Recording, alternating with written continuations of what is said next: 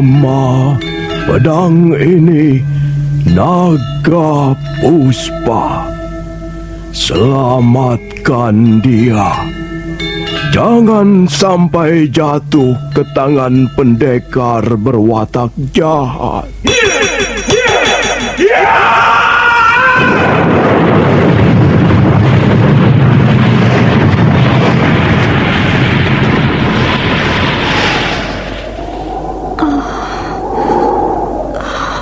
Kakang Kamandanu, kau masih juga tidak percaya bahwa aku mencintaimu. Mesin, maafkan aku, Mesin. Mesin, Mesin.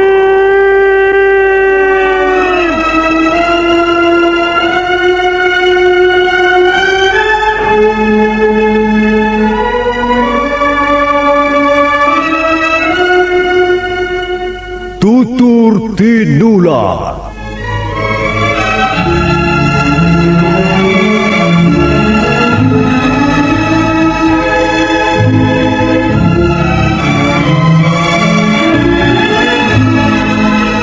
Sebuah sandiwara radio serial, produksi Sanggar Cerita dan teater Sanggar Prativi.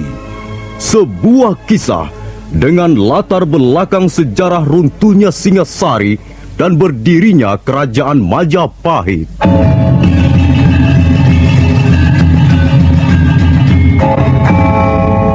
Sandiwara ini didukung oleh pemain-pemain radio yang sudah ternama. Ferry Fadli, Ivone Rose, dan Eli Ermawati.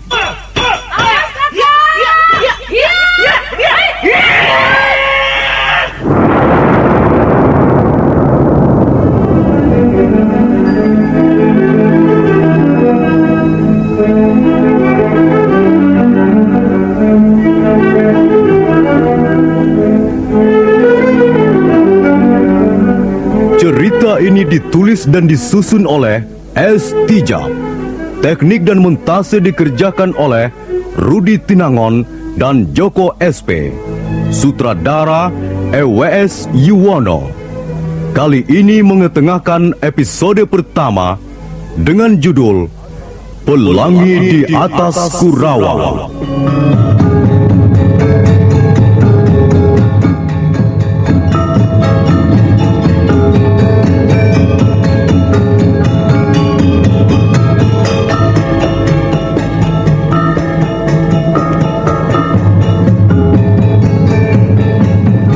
Didukung oleh para pemain M. Abud sebagai Arya Dwi Pangga, Ferry Fadli sebagai Arya Kamandanu, Kasdu Dewa sebagai Dipangkara Dasa, Lili Nur Indasari sebagai Narirati, Yuli sebagai Palastri, Eli Panca sebagai Nyi Rongkot, Eni Budiono sebagai Parwati, Nusri pembawa cerita.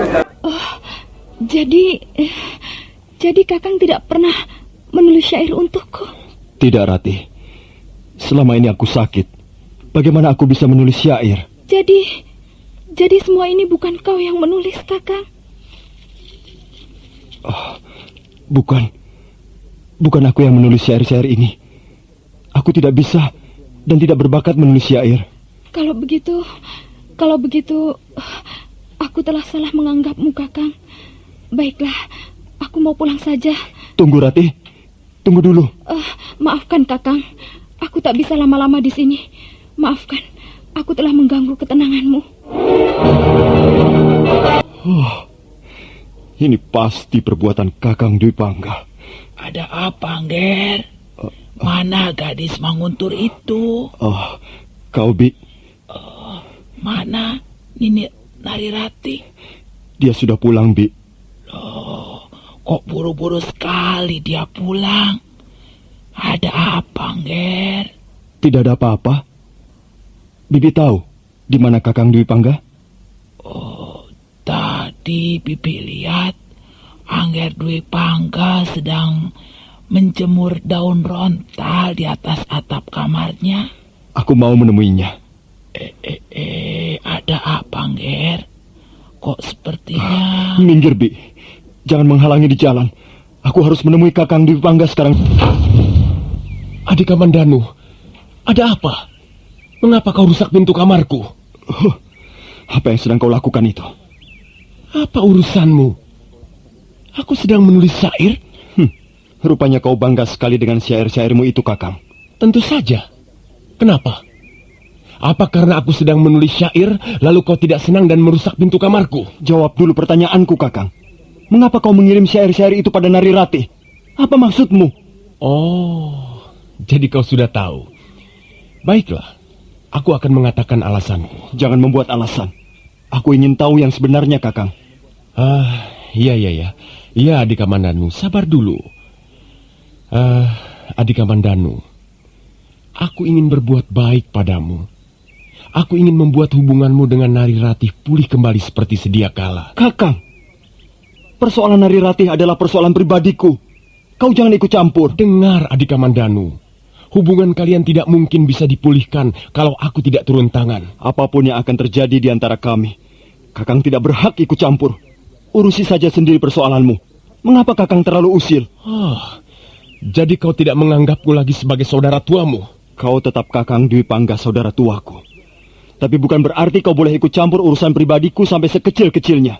Aku kan bermaksud baik, Adik Kamandanu. Aku tidak membutuhkan jasa baikmu. Aku tidak butuh pertolongan siapapun, sekalipun ayahanda sendiri. Kau sombong sekali, Kamandanu. Terserah apa yang akan kau katakan, Kakang. Tapi begitulah pendirianku. Aku tak ingin melihat orang lain ikut campur urusan pribadiku. Ya, kalau begitu baiklah. Aku tidak akan ikut campur lagi. Uruslah sendiri persoalanmu dengan Nari Ratih. Tidak bisa, Kakang. Kau telah berbuat kesalahan dengan mengirim syair-syairmu itu. Sekarang Nari Ratih bertambah kesal padaku. Dan hubungan kami semakin suram. Lalu bagaimana? Aku harus bagaimana? Aku tidak tahu kau harus bagaimana. Tapi yang jelas, Kakang telah membuatku kecewa. Kakang telah menyakiti hatiku. Dan aku tak mudah untuk melupakannya. Ya, terserah kalau begitu. Mulai sekarang, kita saling menjaga diri. Aku tak akan mencampuri urusan Kakang. Tapi Kakang jangan coba-coba ikut campur urusanku. Sekalipun dengan dalih ingin berbuat baik. Baik, kalau memang begitu kemauanmu. Dan mengenai Nari Ratih, aku bisa menyelesaikan sendiri persoalan kami. Tanpa harus mengikut sertakan syair-syairmu itu. Buatlah syair untuk dirimu sendiri, Kakang. Karena belum tentu orang lain senang mendengarkannya. Bagus. Tapi bagaimana dengan pintu kamarku yang rusak itu? Jangan khawatir. Aku akan membetulkannya. Tapi setelah itu, pintu itu... Angger Dwi Pangga juga yang bersalah. Aku kan bermaksud baik, Bi. Iya, tapi maksud baik Angger itu justru akan membuat Angger Kamandanu tersinggung. Seorang laki-laki tentu akan terusik harga dirinya jika urusannya mengenai kekasih hatinya dicampuri laki-laki lain. Aku jadi serba salah sekarang, Bi. Maka sebaiknya Angger Dwi Pangga memperbaiki keadaan ini. Bagaimana caranya? Angger Kamandanu sangat kesal karena begitu tahu bahwa syair itu bukan dia yang menulis. Gadis Manguntur itu lalu buru-buru pulang. Angger Kamandanu berusaha menahan. Tapi agaknya gadis itu sudah sangat malu dan tersinggung harkat kewanitaannya. Kalau begitu aku harus minta maaf pada Nari Ratih. Aku akan menjelaskan duduk perkara yang sebenarnya. Iya, memang sebaiknya begitu. Tapi apakah Angger Kamandanu akan setuju? Ya, dia tidak akan setuju, Bi. Dia sudah menutup diri untuk semua maksud baikku. Kalau begitu, sebaiknya mencari cara yang lain saja, Angger. Peliharalah perasaan Angger Kamandanu. Kasihan dia. Tidak, Bi. Aku akan minta maaf pada Nari Ratih, bukan untuk adik Kamandanu lagi, tapi untukku sendiri. Aku sudah melakukan kesalahan yang membuat gadis itu menderita batinnya, dan tak seorang pun berhak mencegah niatku ini.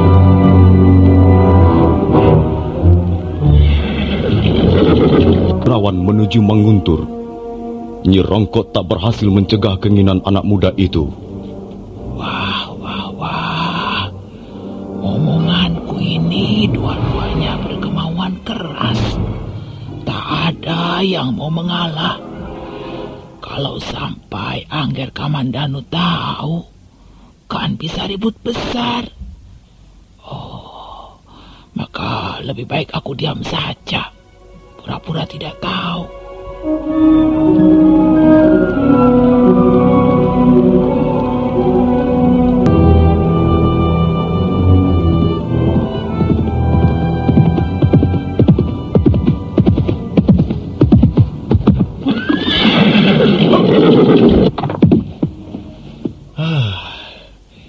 Gadis Manguntur memang rajin-rajin. Sepagi ini sudah turun ke Tegalan untuk memetik daun pandan. Siapakah Tuan? Dan apa maksud Tuan datang kemari? Aku Arya Dwi Pangga dari desa Kurawan. Apakah Tuan masih saudara dengan Arya Kamandanu? Kamandanu itu adikku. Oh, kalau begitu pasti Tuan bermaksud menemui sahabatku Narirati. Aku gembira dan berterima kasih sekali kalau kau sudi menolong aku. Menolong bagaimana yang Tuan maksudkan? Antarkan aku menemui Narirati. Oh, aku tidak berkeberatan mengantarkan Tuan. Rumah sahabatku tidak jauh dari sini. Tapi apakah dia mau menerima Tuan? Itulah soalnya. Aku datang dengan maksud baik. Mengapa dia tidak mau menerimaku? Sahabatku itu sekarang mengurung di kamarnya terus-menerus. Dia sedang tidak mau berbicara dengan siapa saja. Kasihan sekali sahabatmu itu. Aku ikut prihatin atas kesedihan yang baru dideritanya. Dari mana Tuan tahu dia sedang bersedih hati? Akulah yang membuatnya bersedih. Akulah yang bersalah. Karena itu aku datang untuk minta maaf padanya. Baiklah, tinggalkan saja kuda Tuan di Tegalan ini. Dan mari ikut saya. Rati, buka pintunya Rati. Rati, ini aku, Palastri yang datang.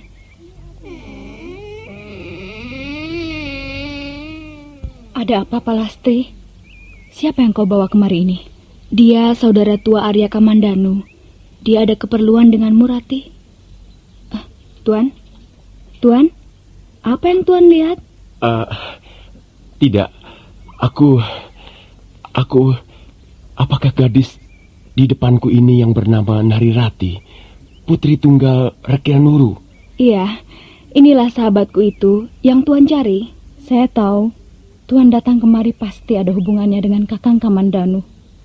Dan saya sudah berjanji dalam hati tidak akan menyentuh persoalan itu lagi. Silahkan Tuan pergi. Rati!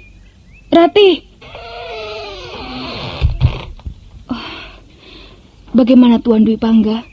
Narirati sudah menutup pintunya lagi. Kalau begitu, tak ada pilihan lain lagi.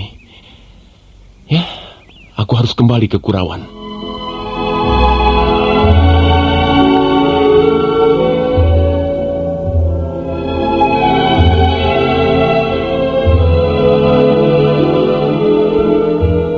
Arya Dwi Pangga segera kembali ke Kurawan dengan bayangan wajah Narirati terus melekat di dalam ingatannya. Menurut penilaiannya, Narirati adalah gadis paling cantik, paling sempurna yang pernah dijumpainya selama ini. Karena itu, diam-diam Arya Dwi Pangga bermaksud memikat hati gadis Manguntur itu.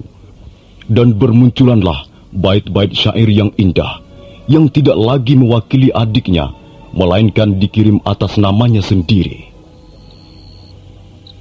Sekalipun aku tahu pintu rumahmu terkunci, aku akan mengetuknya berulang kali. Angin yang menghembus bumi menjadi saksi. Penyesalan Dwi Pangga menyentuh ke dasar hati. Sambil terbaring di ranjangnya, Narirati membaca syair yang dikirim Arya Dwi Pangga melalui Palastri. Suatu malam, dia kembali membaca syair itu. Narirati, Kau adalah sebongkah batu karang, tapi aku adalah angin yang sabar dan setia. Sampai langit di atas terbelah dua, aku akan membelai namamu bagaikan bunga. Malam yang lain, Nari Ratih membaca lagi syair yang lain. Hujan sore ini turun dengan sedihnya, tanpa angin, tanpa pelangi. Apakah itu pertanda harapanku akan sia-sia? Kulewati malam yang dingin ini dengan gemetar sambil terus mengenang wajahmu. Arya Dwi Pangga, apa maksudmu mengirim syair-syair begini padaku?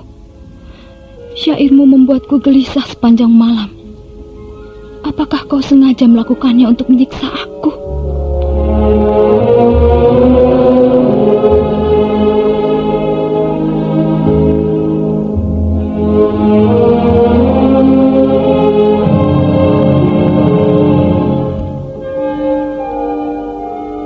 Kau pasti kurang tidur, Ratih. Matamu agak merah. Dia tidak mengirimkan daun ronta lagi, Palastri. Ai, kau ketagihan rupanya. Jangan begitu, Palastri. Aku bersungguh-sungguh. Siapa berkata kau tidak bersungguh-sungguh? Aku mulai tertarik membaca bait-bait syairnya. Sayang sekali, sudah 2 hari dia tidak datang. Jadi, ya, terpaksa kau harus sabar menunggu, Ratih. Palastri, bagaimana kalau aku menemuinya? Jangan terburu nafsu begitu, Ratih. Nanti bisa kecebur lebih dalam, celaka kau. Kau bilang dia sering duduk sendiri di tepi padang ilalang itu. Dia yang berkata begitu. Entah benar, entah tidak.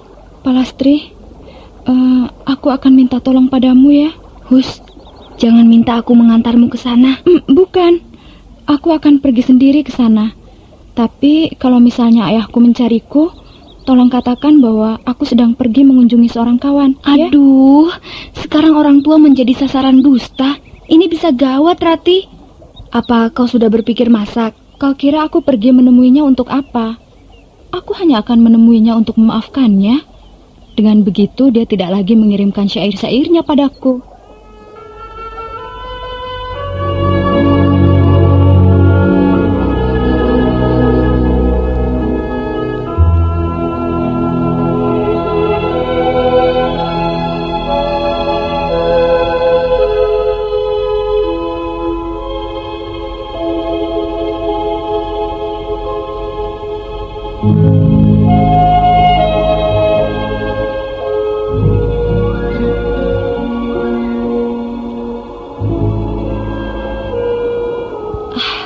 Benar, dia duduk di tepi padang ilalang, di atas sebuah batu hitam.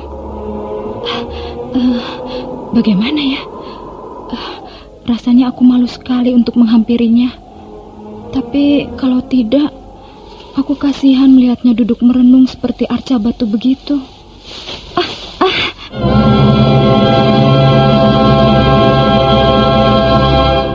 Hei, apakah aku sedang bermimpi? Bukankah kau Nari Ratih? Tidak, Tuhan tidak bermimpi. Aku memang Nari Ratih. Kalau begitu aku adalah orang yang paling beruntung di dunia ini. Ketika aku sedang duduk dalam sunyinya padang ilalang ini, tiba-tiba ada seorang bidadari dari Kahyangan dikirim untuk menemaniku. Tuhan pandai memuji. Marilah kita duduk di batu yang di sana itu. Tidak, di sini saja. Di sana saja. Kita bisa melihat pemandangan yang indah terbentang di sebelah utara padang ini. Sawah, pohon-pohon mahuni di sepanjang jalan, gunung membiru di kejauhan. Bisa kita lihat semua. Ayo, jangan malu padaku. Baiklah, Tuhan jalan di depan, aku di belakang. Kau takut aku menciummu? Tidak. Mengapa Tuhan berkata begitu? Jangan panggil aku Tuan. Panggil saja aku Kakang. Itu akan terdengar lebih merdu. Tidak, aku akan panggil Tuhan saja. Baiklah, terserah padamu.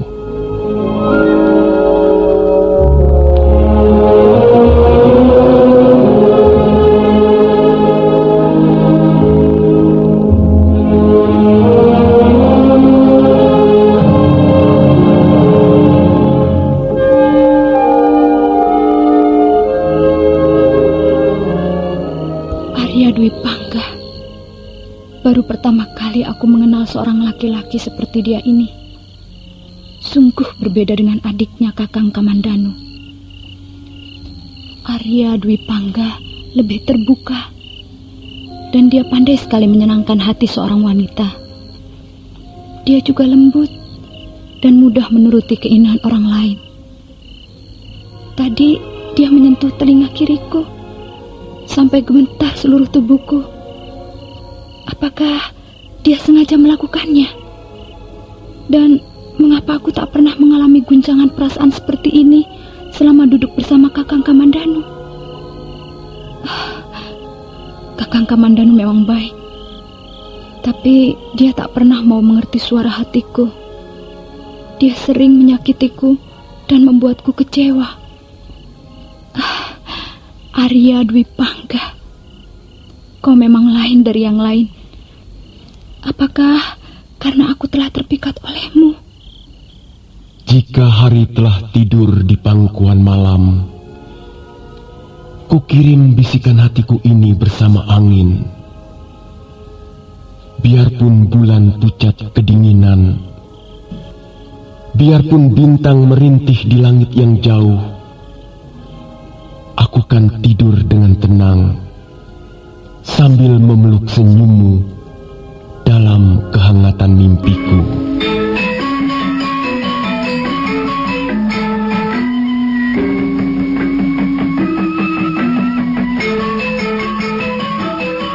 Nah, para pendengar sekalian, bagaimana kelanjutan kisah ini? Silahkan mencari jawabannya dalam seri berikut.